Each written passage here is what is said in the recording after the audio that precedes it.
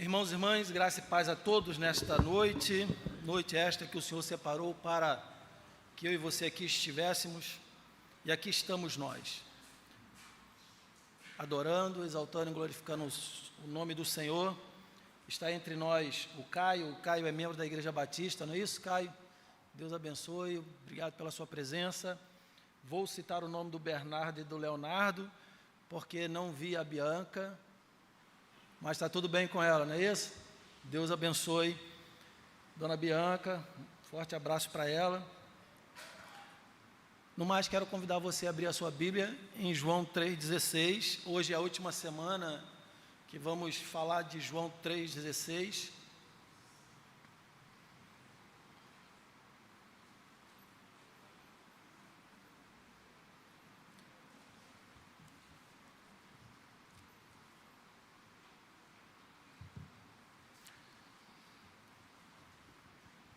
Diz assim o texto: porque Deus amou o mundo, que deu o seu único Filho, para que todo o que nele crê não pereça, mas tenha a vida eterna. Porque Deus tanto amou o mundo, que deu o seu Filho unigênito, para que todo aquele que nele crê não pereça, mas tenha a vida eterna. Que Deus nos abençoe, que Deus nos ajude, que Deus nos dê discernimento na sua palavra, que possamos nós compreendê-la e que saímos daqui pessoas melhores. Como eu disse, hoje é a quarta semana que estamos falando de João 3,16. Na primeira semana falamos sobre a possibilidade de perecer, porque de fato há uma possibilidade de o ser humano perecer por conta do pecado, mas na segunda semana observamos que tem uma solução. A grande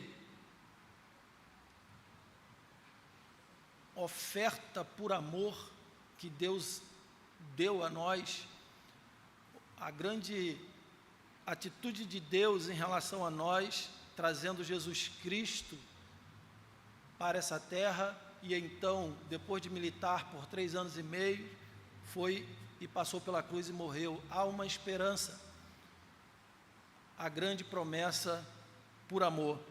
Depois, na terceira semana, vimos a necessidade de fé, porque é verdade, sem a fé, ficamos de fato impossibilitados de entender essa grande entrega de Deus por amor a partir da pessoa de Cristo Jesus. Então, a necessidade da fé.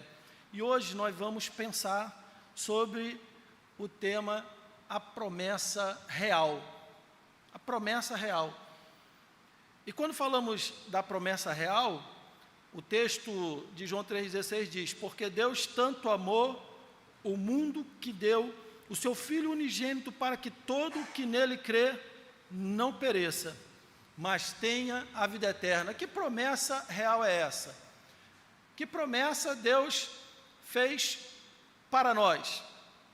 O texto diz que todo que nele crê vai ter vida eterna e não vai perecer. Essa é uma promessa de Deus, e ela é real, ela é verdadeira, Ele prometeu. Então a grande promessa é essa, a promessa de Deus para nós, ela é real, porque foi o próprio Deus que prometeu. Então, estávamos lá para perecermos, Ele olhou para nós, teve misericórdia, com essa grande oferta por amor, Ele trouxe a pessoa de Jesus Cristo, outorgou em nós a fé, colocou a sua fé em nossos corações, e a partir da fé nós temos essa grande promessa se tornando real na nossa vida, que é ter vida eterna. Ter vida eterna. Essa é a promessa real de Deus para nós. E se essa promessa ela é real, e ela é ter vida eterna, a pergunta que precisamos responder: o que é vida eterna? O que é vida eterna? Vida eterna, queridos, João 10:10 diz assim, ó: o ladrão vem apenas para roubar, matar e destruir. Eu vim para que tenham vida e a tenham plenamente, e a tenham em abundância. Então, vida eterna, segundo João, segundo a palavra de Deus, é vida em abundância, é vida plena, é a vida que Jesus trouxe para nós. Isso é vida eterna, vida em abundância. O texto vai nos ensinar, e a partir do ensino a gente faz uma nova pergunta. Se o texto diz que vida eterna, a partir de João 10, Jesus deixa claro que vida eterna é vida plena, vida em abundância. Então, o que é uma vida plena ou uma vida em abundância? O que é viver essa vida plena e essa vida em abundância? E para compreendermos o que significa essa vida plena, essa vida em abundância, precisamos então fazer uma visita lá no capítulo 5 de Mateus, versículo 37. Abram aí.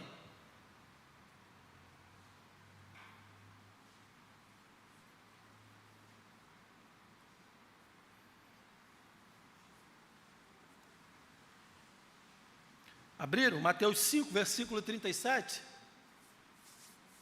O que diz?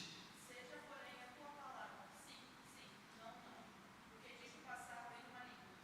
Então vejam que Mateus, ele traz o mesmo verbo que João 10:10 apresenta quando ele diz que nós vamos ter uma vida e ter uma vida plena, uma vida em abundância. É o mesmo verbo que Mateus está nos apresentando, o mesmo verbo que João nos apresenta quando ele diz que nós vamos ter uma vida plena, uma vida em abundância.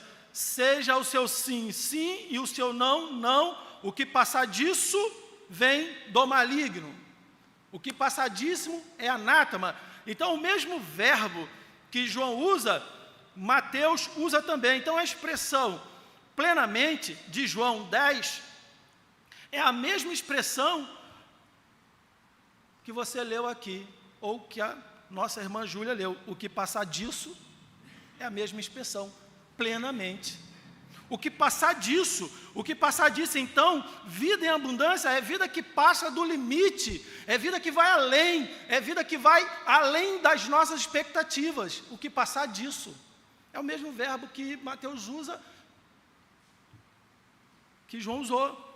O que passar do limite, pleno ou abundante, é o mesmo que demais, é o mesmo que aquilo que passa, que excede, que passa dos limites.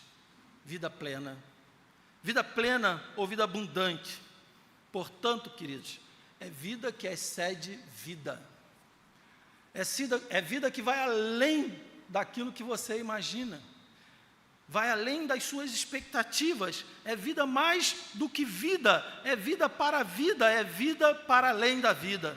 Vida plena ou vida abundante, segundo João, e até mesmo o texto de Mateus, o que passar disso é vida da vida. É uma vida que vai além. E nós precisamos observar no texto o que Jesus quer nos ensinar. Precisamos aprofundar muito esse ensino de Jesus na nossa vida. E não podemos deixar passar de forma despercebida essa informação que João quer nos trazer. Jesus está dizendo, queridos, que existe uma forma de vida que não é vida. É isso que João está dizendo.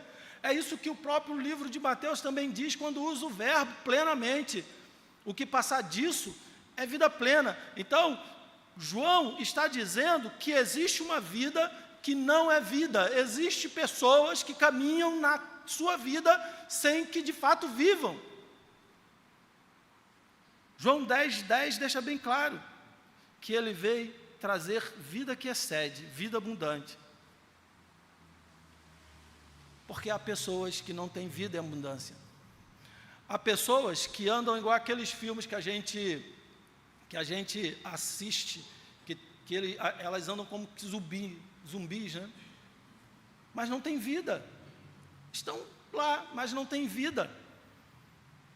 Aquele filme A Lenda, que o ator, ele está lá sozinho, na região tem um monte desse tipo de gente, gente sem vida. Gente sem vida. Estão vivos, mas não têm vida. São indivíduos que existem sem viver, sem entender o que é vida.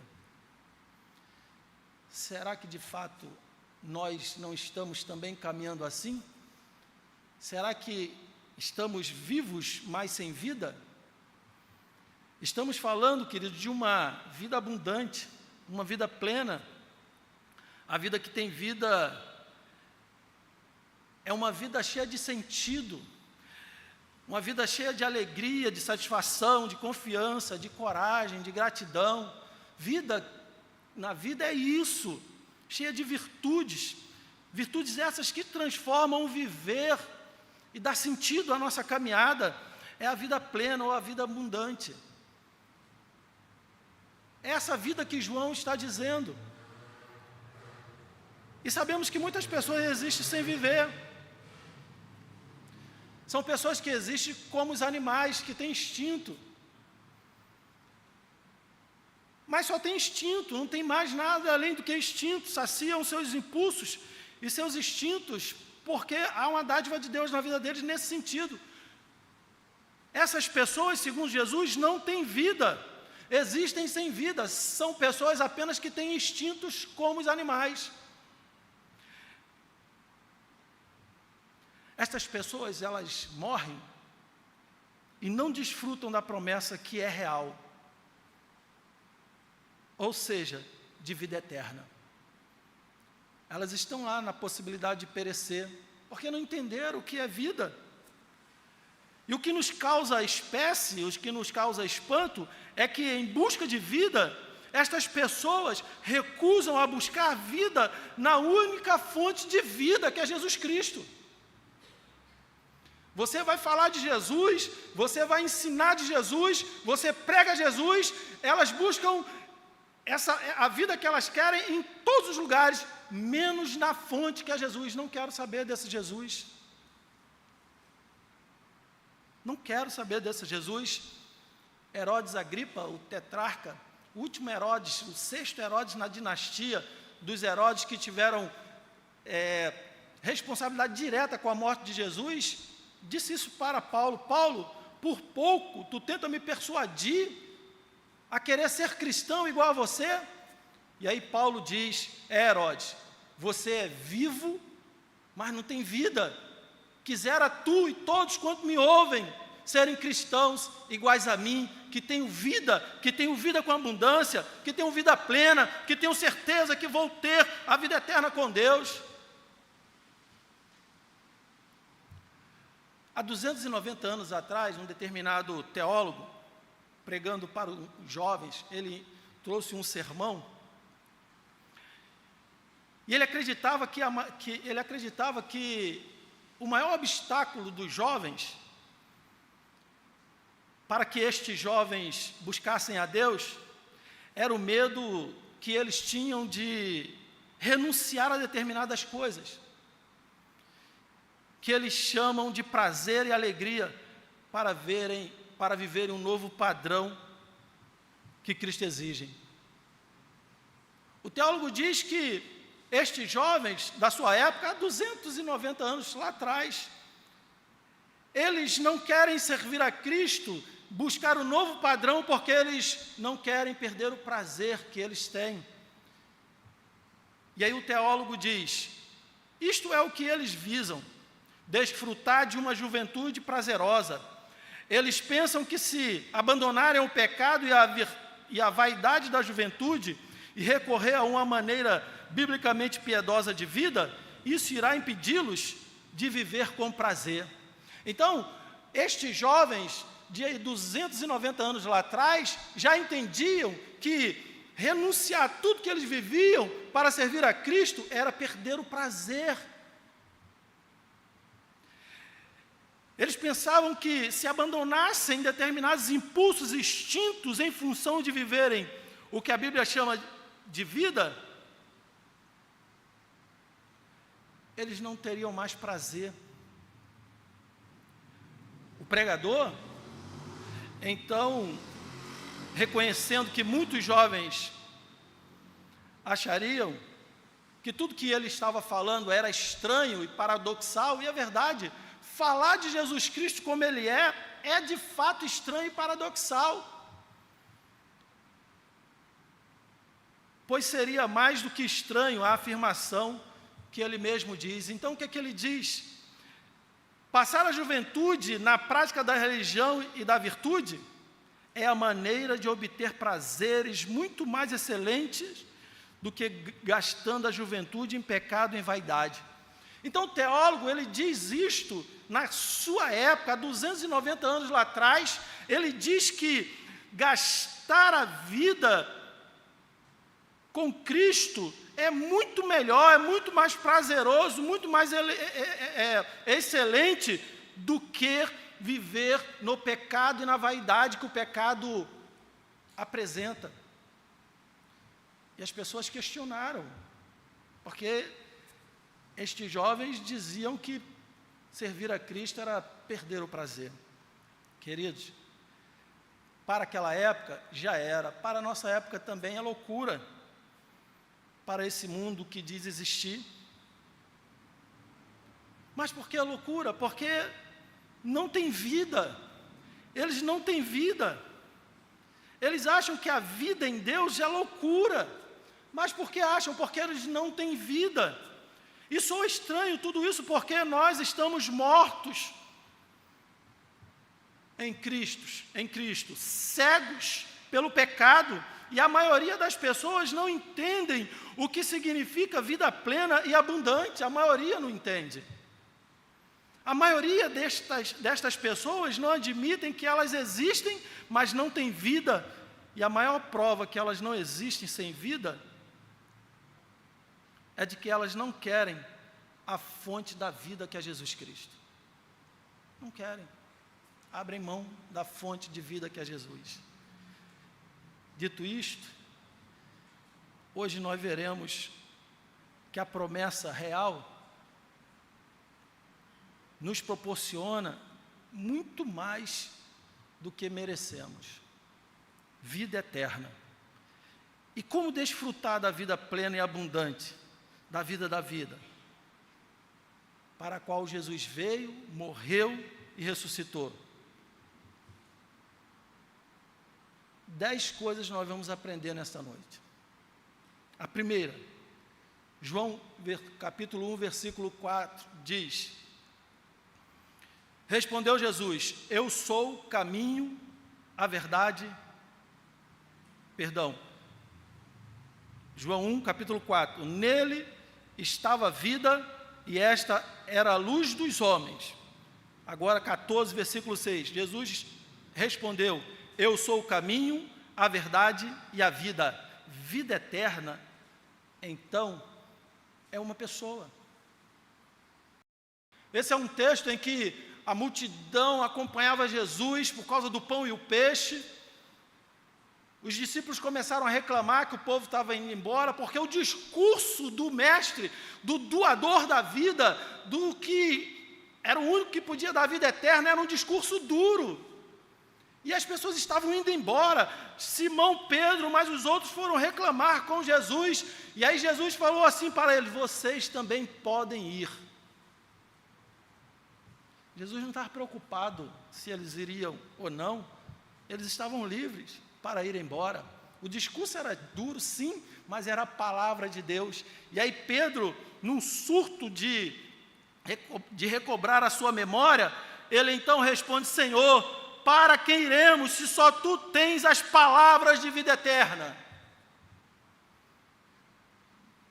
O discurso era duro, mas só quem tinha as palavras de vida eterna era o dono do discurso duro.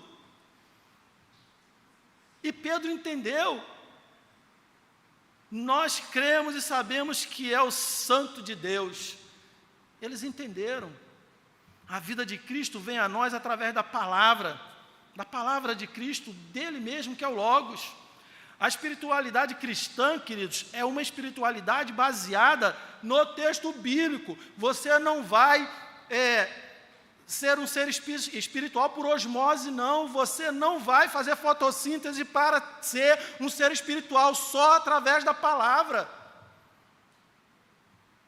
Só através da palavra. Você pode fazer o que quiser, ter a técnica que você quiser, fazer o programa que você quiser, mas vida espiritual você só vai ter através da palavra e baseada na palavra. Então, qualquer espiritualidade que queiram lhe ensinar acerca de conhecer de Deus sem o texto bíblico não é cristianismo.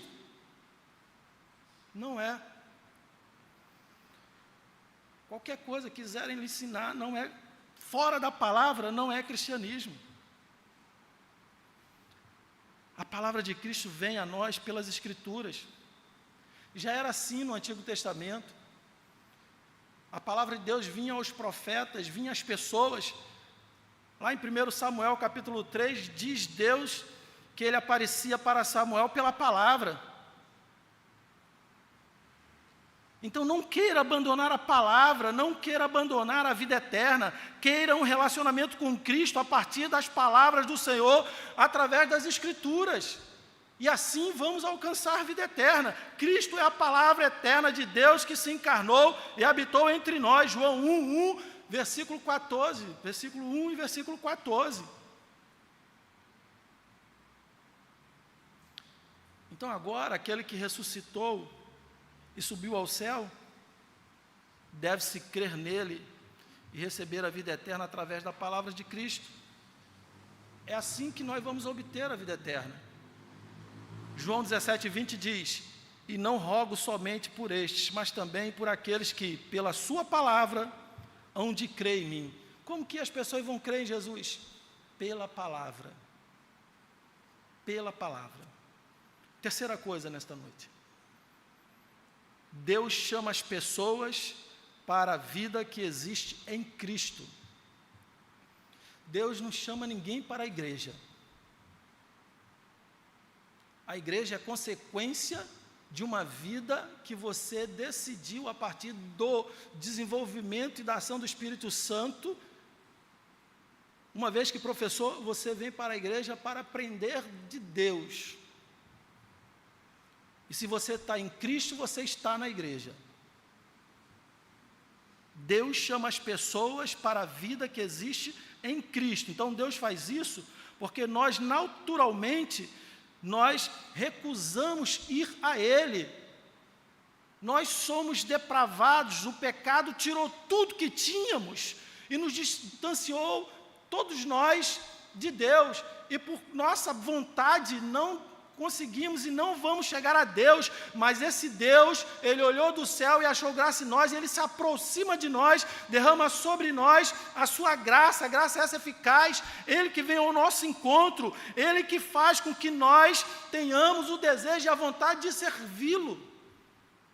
Nós existimos sem vida e vivemos no desespero para encontrar vida, e quando nos é apresentada a fonte da vida, nós dizemos não, é o que acontece com o mundo aí fora. João 5:39-40 diz assim: vocês estudam cuidadosamente as Escrituras, porque pensam que nelas vocês têm a vida eterna. E são as Escrituras que testemunham a meu respeito. Contudo, vocês não querem vir a mim para terem vida. Tem que ir a Jesus para ter vida eterna. E só vai a Cristo para ter vida aqueles que o Pai levar ao Filho. É o próprio Pai que vai conduzir o homem e a mulher através da pessoa do Espírito Santo. João 6:64-65. Contudo, há alguns de vocês que não creem, pois Jesus sabia desde o princípio que quais deles não criam e quem o iria trair. E prosseguiu: é por isso que eu lhes disse que ninguém pode vir a mim, a não ser que isto lhe seja dado pelo Pai. Deus outorga no coração do homem e da mulher pecadora a vontade de ir a Ele mesmo através da pessoa de Jesus Cristo. O Espírito convence o homem do pecado, da justiça, e ele confessa Jesus como Senhor e Salvador, e através de Jesus você chega a Deus, e então você tem a grande entrega, de fato, e tem essa promessa real em sua vida, que é a vida eterna. Então, sem Cristo, queridos, todos nós vamos continuar existindo sem ter vida. Sem Cristo não temos vida. Nós recusamos de ir à fonte, beber da água da vida. A mulher samaritana entendeu bem isso e quis a água da vida. Uma das belezas do Evangelho não é apenas que Jesus morreu por nós. Guarde isso no seu coração. É sim um dos maiores atos de Deus para nós, mas não é a única beleza do Evangelho. Jesus morreu por nós, sim, mas não apenas isso. Isso é belo, é suficiente. Sabemos que até morreríamos por essa verdade, mas uma das maiores belezas depois do fato de que Jesus morreu por nós, foi Deus nos conduzir à pessoa desse Jesus que morreu por nós. Sem essa condução do próprio Deus a nos levar a Cristo, o sacrifício seria inútil. Seria inútil. Cristo morreu. Ele ia continuar lá morto. Como para alguns ele continua morto. Mas para que ele então seja o Deus vivo, o próprio Deus vem, outorga em nós a sua fé e nos conduz à pessoa de Cristo, e então tenhamos essa certeza. Deus deposita em nossos corações fé.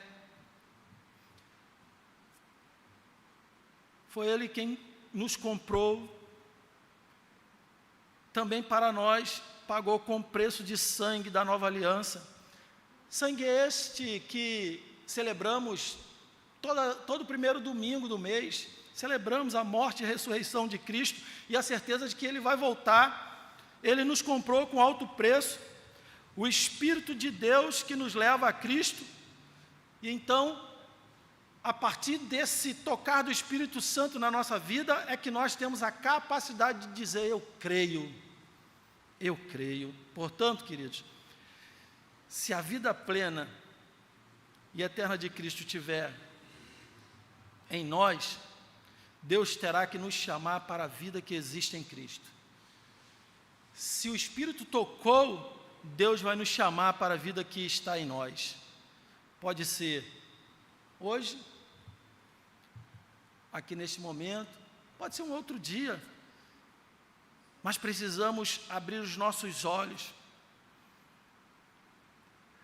a partir da própria ação do Espírito Santo, e a minha oração é que Ele faça você abrir os seus olhos, os olhos da alma, os olhos do coração, e faça você ver que só em Cristo existe vida, vida eterna, vida abundante, vida plena, só em Cristo. Quarta coisa, das 10, que vamos falar. João 3,16, porque Deus tanto amou o mundo, que deu o seu Filho unigênito, para que todo o que nele crê não pereça, mas tenha a vida eterna. Como disse semana passada, vida eterna só é obtida através da fé, para que todo aquele que nele crê. É a mesma fé que Deus nos dá quando nós cremos, é a fé que Ele sustenta em nós para nos manter vivos. Quando a gente fala dos 5 pontos calvinistas, o último na lista dos 5 pontos é a perseverança dos santos. E todos nós, em algum momento, erramos na interpretação desse ponto, porque nós não temos condições por nós mesmos perseverarmos. Então é o próprio Deus que persevera por nós. Então é o próprio Deus que vai sustentar esta fé que Ele otorgou em nossos corações. É Ele mesmo quem vai nos alimentar, quem vai nos dar o que precisamos para chegarmos até o final. Que final? Quando Cristo voltar para buscar a sua igreja. Isso é graça até o fim, queridos. É o próprio Deus quem faz isso. O apóstolo Paulo entendia muito bem: aquele que começou a boa obra em vós há de completá-la. Filipenses 1,6. Nós, às vezes, pensamos que esse versículo está dizendo que Deus vai nos fazer prosperar. É o que muitas pessoas pensam. Mas não. O que o versículo está dizendo é que a boa obra que Deus começou é a boa obra da fé em nossos corações, e Ele vai nos sustentar até o final. Até o final. Aquele que colocou fé em você, colocou em mim, vai me encher de fé para que eu continue até o fim, até Jesus voltar e me encontrar, Ele encontrar como obreiro aprovado, até o fim. Não há outro meio de se obter vida eterna se não for por meio da fé. A fé nos conecta à vida eterna, e pela fé nós continuamos recebendo vida. João 15,5 diz: eu sou a videira, vocês são os ramos. Se alguém permanecer em mim e eu nele, pela fé, nas promessas da palavra de Deus, em Cristo, pela fé, nós permanecendo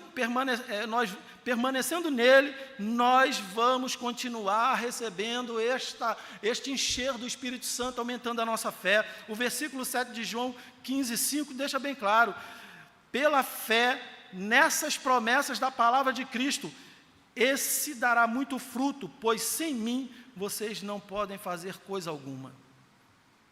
Vida eterna é receber e se manter pela fé em Cristo, queridos. É receber e se manter pela fé em Cristo. A fé vem pelo ouvir e ouvir a palavra de Deus. Quinta coisa nesta noite, João 5,24. Eu lhes asseguro, quem ouve a minha palavra e crê naquele que me enviou, tem a vida eterna.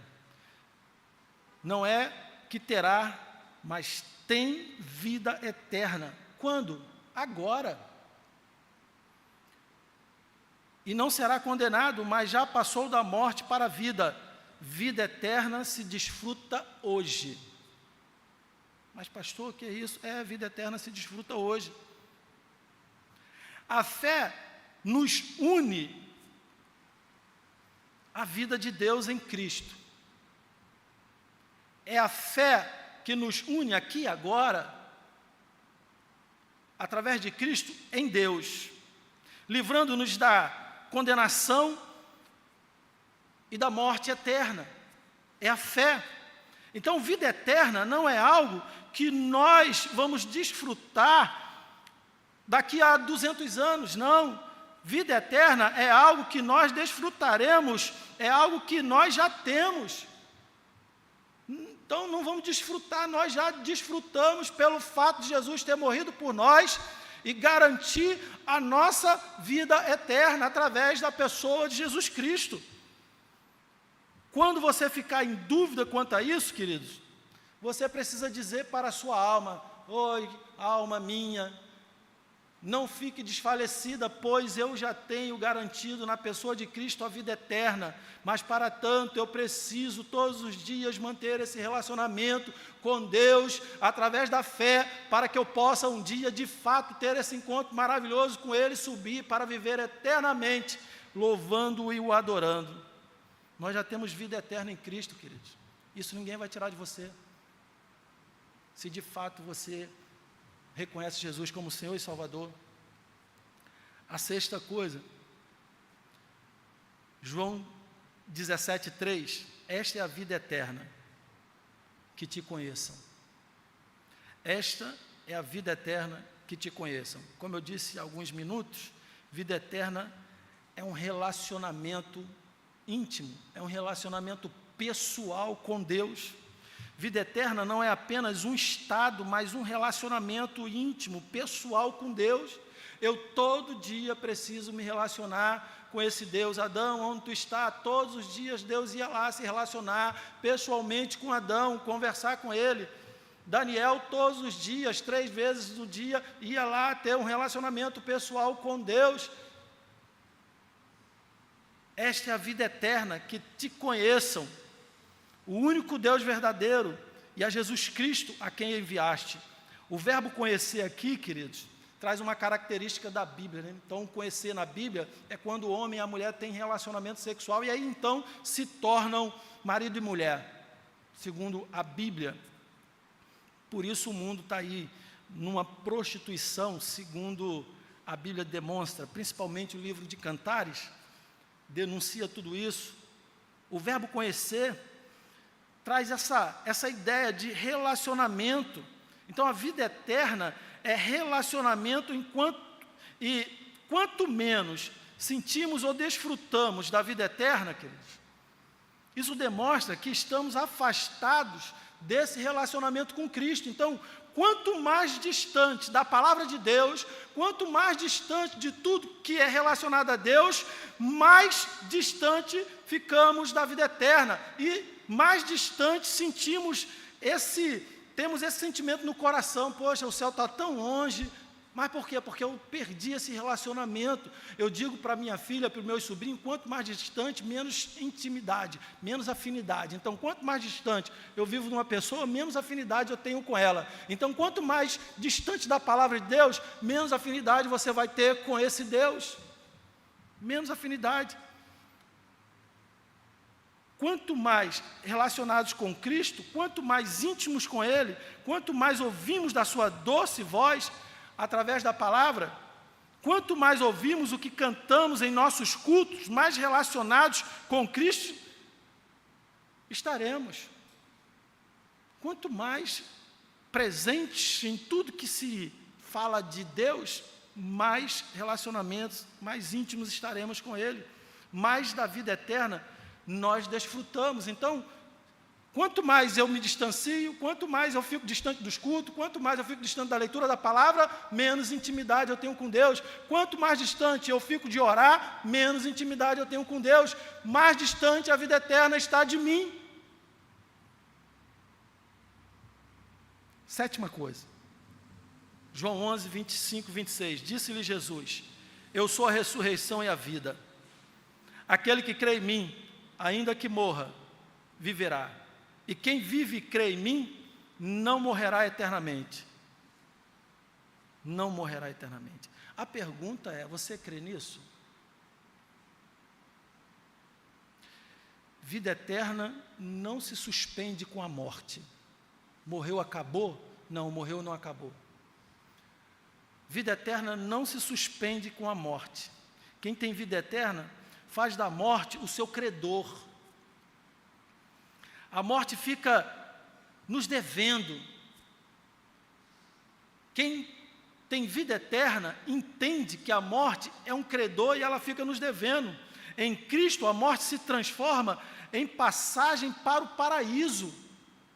É isso.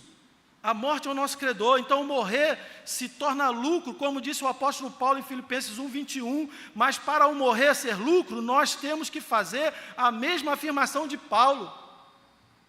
Para mim, o viver é Cristo. Então, para que a nossa morte seja lucro, o nosso viver precisa ser Cristo. O nosso viver precisa ser Cristo. Se o viver é qualquer outra coisa, morrer será, então, para todos nós, assustador. Para mim, o viver são meus filhos, e o morrer é... Será que vai ser lucro? Para mim, o viver é ser advogado. Será que o morrer vai ser lucro? Para mim, os prazeres do mundo é excelente. Será que o morrer vai ser lucro?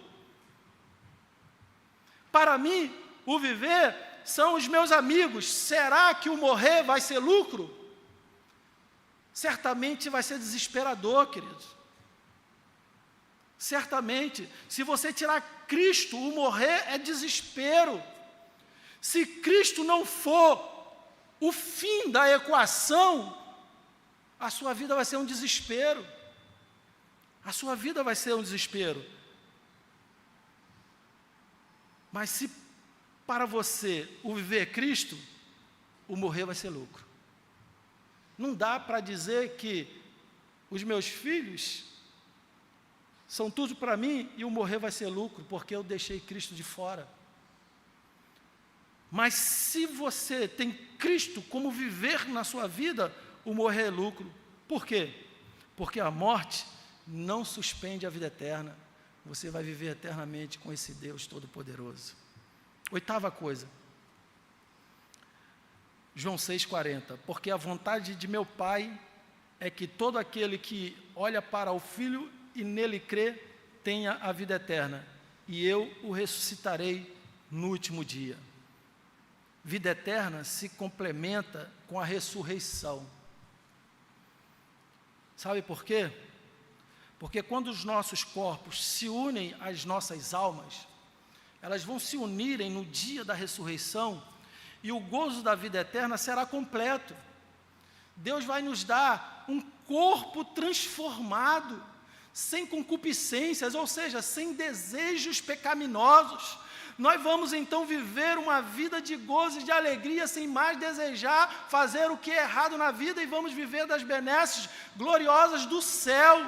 Então, quando o nosso corpo ter de volta a nossa alma, e nós teremos então esse corpo todo purificado, estaremos então eternamente completos. Jesus não é só a vida, querido, Ele é também a ressurreição. Ele é a ressurreição. Quem morre em Cristo e vive esse intervalo entre a morte e a ressurreição, já desfruta de uma vida melhor do que quando estava vivo. Então, se aqueles que morreram em Cristo já estão desfrutando de uma vida melhor do que nós.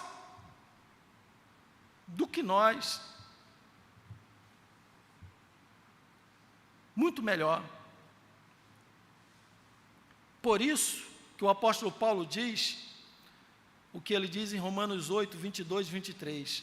Sabemos que toda a natureza criada geme até agora, como em dores de parto.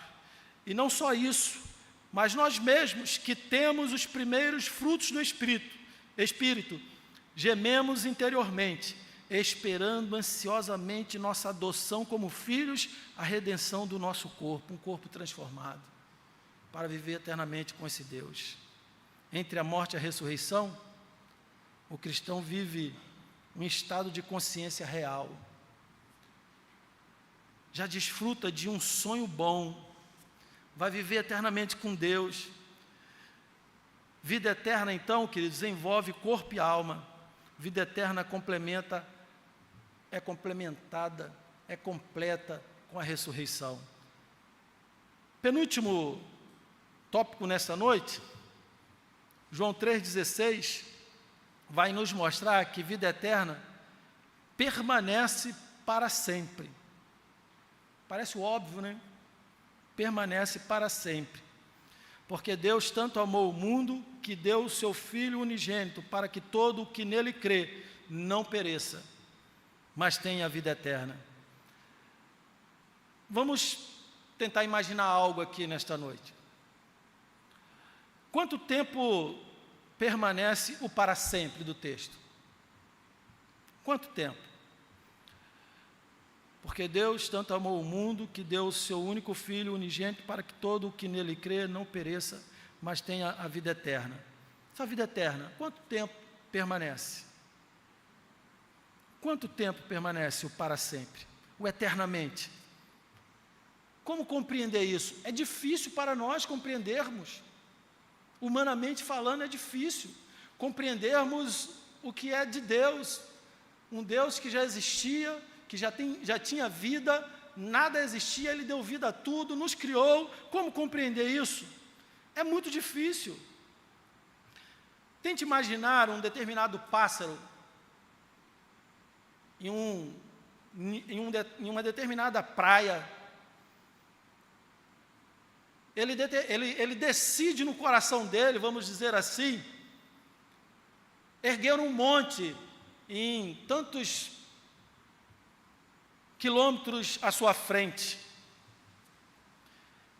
Mas ele só consegue levar um grão a cada 1000 anos. A cada 1000 anos, ele só consegue levar um grão a cada 1000 anos. Retirando grão por grão da areia da praia. na costa de um grande mar.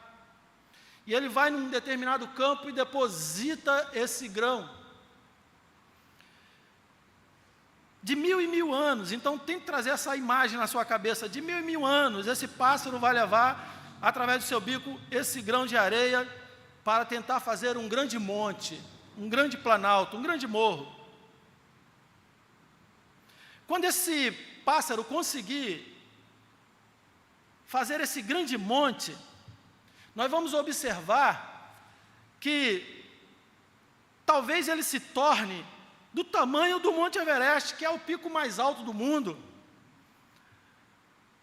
Mas quando ele se tornar esse monte, talvez da altura do pico Everest, a vida eterna só está começando. Só está começando. A vida eterna é um estado onde estaremos na presença de Deus, em que vamos conhecê-lo muito melhor do que hoje, a cada instante. Conheceremos algo melhor de Deus. Isso é para sempre, isso é eternidade. E isso vai ser dia após dia, e eternamente nós vamos conhecer e conhecer cada vez mais Deus, e nunca vamos deixar de conhecer Deus, porque é muito o que Deus tem para nos dar e apresentar. Vida eterna não é o limite do conhecimento de Deus. Então você vai viver eternamente no céu, aprendendo a conhecer Deus, porque Deus é muito grande. Deus é muito grande.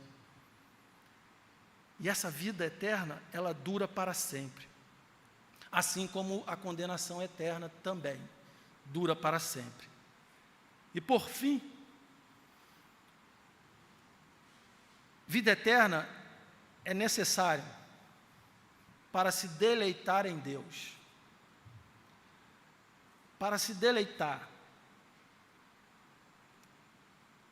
Para ter prazer em Deus. Por que vida eterna então? Por que viver para sempre após a morte? E eu sempre uso a mesma palavra, né? Simples. Simples. Porque Deus é a única fonte inesgotável de prazer que precisamos. Ele é suficiente. Ele é suficiente. Deus é a única fonte de prazer inesgotável que temos. Um determinado teólogo dizia que levar para sempre uma eternidade, para nós conhecermos e desfrutarmos as belezas e as delícias e os prazeres inesgotáveis do amor de Deus, é o que precisamos. O céu, contrário do que muitos pensam, queridos, não será um lugar monótono, onde ficaremos sentados em nuvens ou caminhando nas ruas de ouro, tendo as vistas embaçadas. Não será um lugar monótono. Vamos passar a eternidade se deliciando em aprender de Deus. E Paulo tinha essa consciência, ele tinha essa compreensão que nós não conhecemos a Deus. Por isso que ele diz em Efésios capítulo 3, versículos 14 e 21, que ele vai orar e ora pedindo a Deus para que o povo de Éfeso pudesse enxergar o tamanho e a altura e o comprimento e a largura e a profundidade do amor de Deus. E o que precisamos observar é que o amor de Deus é apenas um aspecto da glória de Deus. Então Paulo ora pelo povo de Éfeso para que este povo tivesse noção e a dimensão de quem era Deus. E o amor de Deus é muito maior. Deus é amor, Deus é beleza, Deus é justiça, Deus é bondade, Deus é santidade. Paulo tinha essa consciência. Paulo então ora dizendo que o maior desejo dele era ver Deus transformando o coração dos efésios, até o ponto de que eles conseguissem aprender o que é o amor de Deus e sentissem que amor era esse, que amor esse de Deus tão grande, que dura para sempre. Essa era a oração de Paulo. Paulo desejava que aquele povo de Éfeso entendesse que eles estavam diante de um Deus todo-poderoso, que ia garantir a eles a vida eterna, e viver eternamente com Deus é aprender eternamente de um Deus santo, poderoso, que tudo pode, e que lá iam gozar das delícias do céu. É isso que Paulo está fazendo. Por essa razão, ajoelho-me diante do Pai, do qual recebe o nome toda a família nos céus e na terra. Oro para que, com as suas gloriosas riquezas, Ele os fortaleça no íntimo do seu ser com poder, por meio do seu Espírito, para que Cristo habite no coração de vocês mediante a fé, e oro para que, estando arraigados e alicerçados em amor, vocês possam, juntamente com todos os santos, compreender a largura, o comprimento, a altura e a profundidade, e conhecer o amor de Cristo, que excede todo conhecimento, para que vocês sejam cheios de toda a plenitude de Deus, aquele que é capaz de fazer infinitamente mais do que tudo o que pedimos ou pensamos, de acordo com o seu poder que atua em nós. A Ele seja a glória na igreja e em Cristo Jesus por todas as gerações, para todos sempre. Amém. Paulo tinha essa consciência, e ele orava para que o povo de Éfeso também tivesse, que vida eterna é viver eternamente, gozando das delícias de Deus e aprendendo desse Deus todo-poderoso, porque certamente vamos viver e ainda não vamos aprender tudo. A vida eterna é necessária para se deleitar em Deus. Eu concluo nesta noite dizendo que nós temos de fato uma promessa real, e essa promessa é de vida eterna, queridos. Diante de nós, Deus prometeu vida eterna a todos que nele crê. Essa é a mensagem de João 3,16. Quer provar? Quer receber? A gente só prova e recebe crendo nele, crendo na pessoa de Jesus Cristo de todo o coração, e recebendo-o com fé. Então, você vai receber a promessa de vida eterna. O Salmo 16:11 diz assim: Tu me farás conhecer a vereda da vida, a alegria plena da tua presença, eterno prazer à tua direita.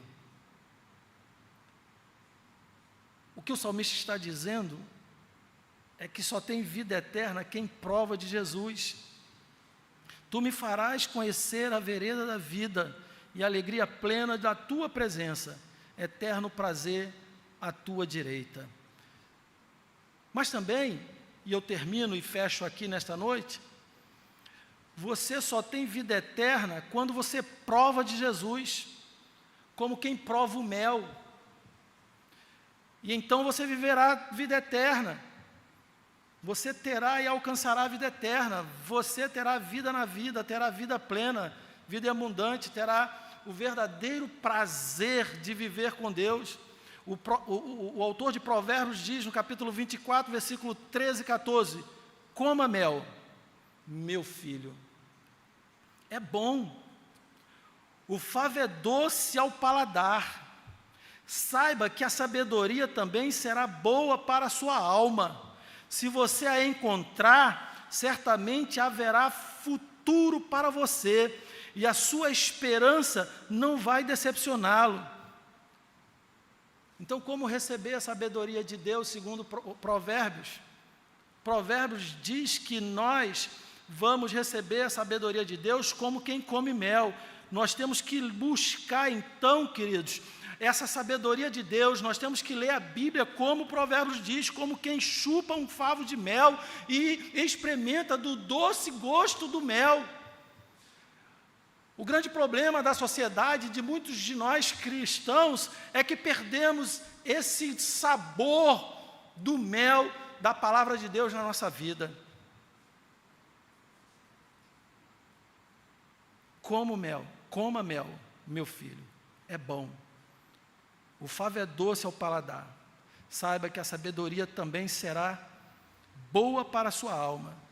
Se você a encontrar, certamente haverá futuro para você, e a sua esperança não vai decepcioná-lo. Que Deus nos abençoe, que Deus nos ajude, e que possamos nós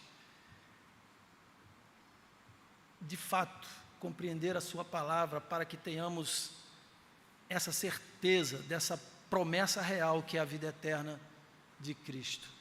Convido a você a fechar os seus olhos nesse momento. Nós vamos orar.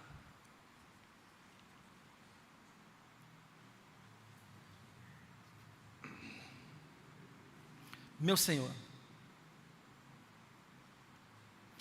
passamos durante o mês de janeiro, ó Pai, aprendendo das verdades de João 3,16. Aprendemos que João fala de Deus, pois há um Deus. João fala do Filho, João fala de amor, fala de fé e fala de vida eterna. João fala de tudo aquilo que precisamos para caminharmos firmes nessa terra, aguardando a volta do Senhor Jesus Cristo. Mas, Senhor, sabemos que tem tantas pessoas, ó Pai, que têm caminhado nesta vida sem vida, apenas como os animais, com instintos,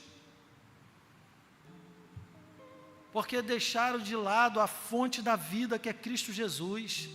Não querem ir à fonte, rejeitando a fonte, desprezando, desvalorizando, negando a fonte que é Jesus Cristo. Mas a Tua palavra nos garante que só através da fonte, só através da pessoa de Cristo é que temos essa grande promessa como realidade na nossa vida, que é a vida eterna, Senhor. Então, meu Pai, se há entre nós ainda dúvidas, pessoas que ainda não conseguiram compreender que estão perecendo, mas que Deus olhou do alto e lhe deu ainda uma grande oportunidade, com a grande entrega de amor, entregando a pessoa de Jesus Cristo na cruz para trazer justificação, trazer santificação, trazer salvação. Esse mesmo Deus que olhou do alto e nos entregou Jesus na cruz, é o mesmo que colocou em nós a fé, que coloca no coração do homem a fé para que possam caminhar com a certeza de que a vida eterna é real. Assim como o perecimento eterno também, Senhor. Mas para tanto, o Senhor nos mostra o que precisamos fazer para não vivermos de forma eternamente naquilo que não vai nos dar alegria, que não vai nos dar satisfação, mas sim dor eternamente. Que o Teu Espírito alcance o coração, que o Teu Espírito alcance a mente daquele que ainda não compreendeu que vida eterna só em Jesus Cristo, pois Ele é a vida. Vida eterna é a pessoa de Cristo que mora em nossos corações a partir do nosso reconhecimento, através da ação do Espírito Santo em nossas vidas, meu Senhor. Meu Pai, nos dá essa consciência, assim como Paulo orou pelo povo de Éfeso, orou pedindo que eles tivessem essa consciência de que, se eles permanecessem em Cristo, se eles caminhassem e buscassem a presença e procurassem também beber da fonte que é Cristo, eles iam experimentar das delícias do céu eternamente, e nunca mais isso terá fim. Então, meu Pai, que o Senhor nos ajude, através do Teu Espírito Santo, termos esta convicção. Abre os olhos da alma, abre os olhos do coração para aqueles que ainda não compreendem isso, Senhor. Eu te peço isso em nome de Jesus. E obrigado, Senhor, por nos dar a Tua palavra, pois é ela quem nos garante termos estas certezas. Muito obrigado, Senhor. Obrigado por esse mês. E eu te peço que o Senhor continue abençoando, ó Deus, a nossa caminhada como igreja, nos próximos meses, com as próximas atividades nossas, Senhor, que o Senhor trabalhe na vida da Tua igreja, na mente e no coração de todos que aqui adentrarem, e que eles possam serem, ó Deus, alcançados pela Tua palavra, que eles saiam daqui pessoas diferentes, pessoas transformadas, para continuarem honrando e glorificando o Teu nome através das suas vidas, Senhor.